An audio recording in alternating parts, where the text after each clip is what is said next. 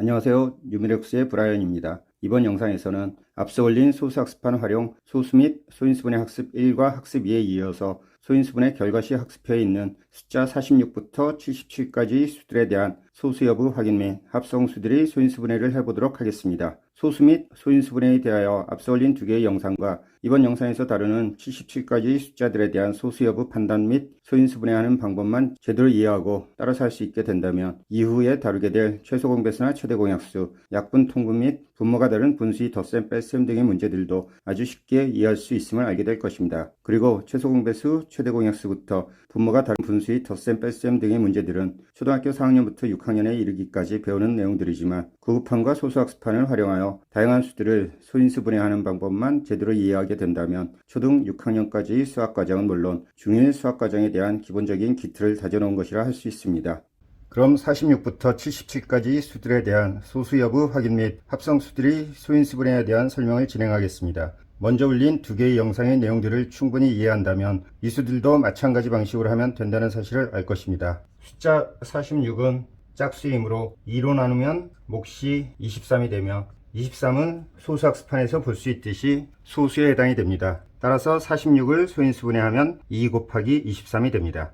다음으로 숫자 47은 짝수나 5로 끝나지 않으면서 3이나 7이나 11, 13 등의 47보다 작은 소수들로도 나누어 떨어지지 않으므로 소수에 해당됩니다. 숫자 48은 짝수이므로 2로 나누면 2 곱하기 24가 됩니다. 그리고 24를 소인수분해한 식은 앞의 영상에서 설명한 것처럼 2의 세제곱 곱하기 3이 됩니다. 따라서 48은 2 곱하기 2의 세제곱 곱하기 3이 됩니다. 이를 다시 정리하면 48을 소인수분해한 결과식은 2의 4제곱 곱하기 3이 됩니다. 숫자 49는 구급판을 활용하여 구구단을 익혔다면 7을 2번 곱한 7의 제곱이 되는 값임을 알 것이기에 49를 소인수분해하면 당연히 7의 제곱이 된다는 사실 또한 알 것입니다. 숫자 50이나 60, 70과 같은 10의 배수에 해당되는 숫자들의 소인수분해에 대해서는 앞의 영상에서 이미 설명한 내용이기에 생략하고 넘어가도록 하겠습니다. 51은 짝수도 아니고 5로 끝나지도 않으므로 3으로 나눠보면 몫이 17이 되며 17은 소수입니다. 따라서 51을 소인수분해하면 3 곱하기 17이 됩니다. 숫자 52는 짝수이므로 2로 나누면 2 곱하기 26이 됩니다. 그리고 26을 소인수분해한 식은 2 곱하기 13이므로 52는 2 곱하기 13이 됩니다. 따라서 51을 소인수분해하면 2의 제곱 곱하기 13이 됩니다. 숫자 53은 짝수나 5로 끝나지 않으면서 또한 다른 소수들과 마찬가지로 53보다 작은 소수들로도 나누어 떨어지지 않으므로 소수에 해당됩니다. 앞의 영상에서도 설명했지만 소수학습판의 빨간색으로 표시한 소수들에서 확인할 수 있는 것처럼 13, 23, 43, 53이나 17, 37, 47, 67과 같이 1의 자리 숫자가 1이나 3이나 7, 9 등의 숫자들 가운데 소수가 많이 나온다는 사실 또한 눈여겨보면 도움이 될 것입니다.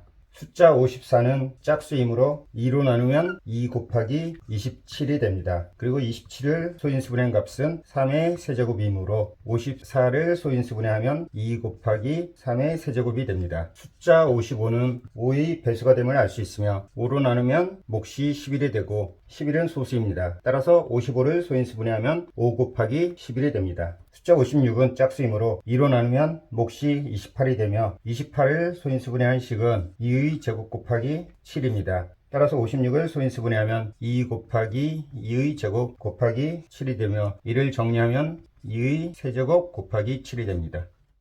57은 짝수도 아니고 5로 끝나지도 않으므로 3으로 나눠보면 몫이 19가 되며 19는 소수입니다. 따라서 57을 소인수분해하면 3 곱하기 19가 됩니다.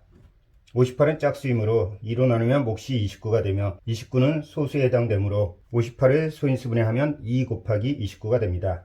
숫자 59는 짝수나 5로 끝나지 않으면서 59보다 작은 소수들로도 나누어 떨어지지 않으므로 소수에 해당됩니다. 숫자 61 또한 61보다 작은 다른 소수들로 나누어 떨어지지 않으므로 소수에 해당됩니다. 숫자 62는 짝수이므로 2로 나누면 몫이 31이 되며 31은 소수에 해당되므로 61을 소인수분해하면 2 곱하기 31이 됩니다. 숫자 63이 되도록 만드는 구급판 위에 있는 두 수의 조합은 7 곱하기 9 또는 9 곱하기 7이 됩니다. 여기서 9는 3의 제곱이므로 63을 소인수분해하면 3의 제곱 곱하기 7이 됩니다. 숫자 64는 구급한 2에서 8을 2번 곱한 8 곱하기 8임을 알 수 있습니다.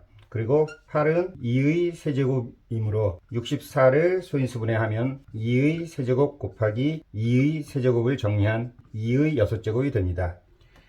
2, 4, 8, 16, 32, 64, 128 등과 같이 2를 2번 곱하고 3번 곱하고 4번, 5번, 6번, 7번 등을 곱한 값들은 16비트, 32비트, 64GB, 128GB 등과 같이 이진법을 기반으로 하는 컴퓨터 관련 용어들의 수시로 등장하기에 기억해둘 필요가 있는 숫자들입니다. 숫자 65는 5로 끝나는 5의 배수이므로 5로 나누면 몫이 13이 됩니다. 그리고 13은 소수이므로 65를 소인수분해하면 5 곱하기 13이 됩니다. 숫자 66은 딱 봐도 6 곱하기 11이 됨을 알 수 있으며 6은 2 곱하기 3이므로 66을 소인수분해하면 2 곱하기 3 곱하기 11이 됩니다.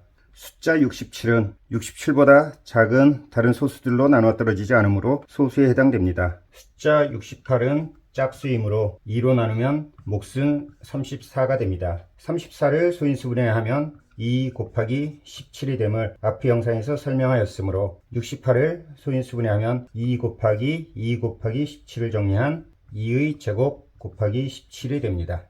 69는 짝수도 아니고 5로 끝나지도 않으므로 3으로 나눠보면 몫이 23이 되며 23은 소수입니다. 따라서 69를 소인수분해하면 3 곱하기 23이 됩니다.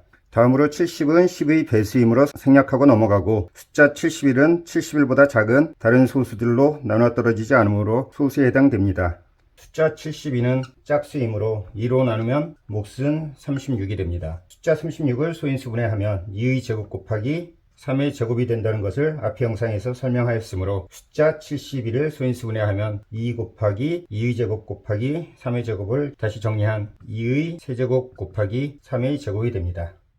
숫자 73은 73보다 작은 다른 소수들로 나눠 떨어지지 않으므로 소수에 해당됩니다. 숫자 74는 짝수이므로 2로 나누면 몫이 37이 되며 37은 소수에 해당되므로 74를 소인수분해하면 2 곱하기 37이 됩니다. 앞의 영상들에서 언급했던 것처럼 60이나 74와 같이 구급한 이에 없는 수들 가운데 소수가 아닌 수들을 2나 3이나 5, 7 등의 소수로 나눠서 나온 몫이 소수가 될 가능성이 높음을 알 수 있습니다. 그리고 이러한 패턴만 이해하고 있어도 큰 숫자들의 소인수분해 또한 작은 숫자들의 소인수분해 못지않게 쉽게 할 수 있게 될 것입니다. 숫자 75는 1의 자리가 5이므로 5의 배수가 되며 5로 나누게 되면 몫은 15가 됩니다. 15를 소인수분해한 결과식은 3 곱하기 5가 되므로 75를 소인수분해하면 5 곱하기 3 곱하기 5이며 이를 다시 정리하면 3 곱하기 5의 제곱이 됩니다. 숫자 76은 짝수이므로 2로 나누면 38이 됩니다. 38을 소인수분해한 식은 2 곱하기 19이므로 76을 소인수분해하면 2 곱하기 2 곱하기 19이며 이를 다시 정리하면 2의 제곱 곱하기 19가 됩니다. 마지막으로 숫자 77의 경우는 12 자리와 1의 자리가 같은 7이므로 11로 나눌 수 있음을 33, 44, 55 등의 여러 유사한 예시를 통해서 이미 이해하게 되었을 것이므로 77을 소인수분해하면 7 곱하기 11이 된다는 것 또한 알 것입니다.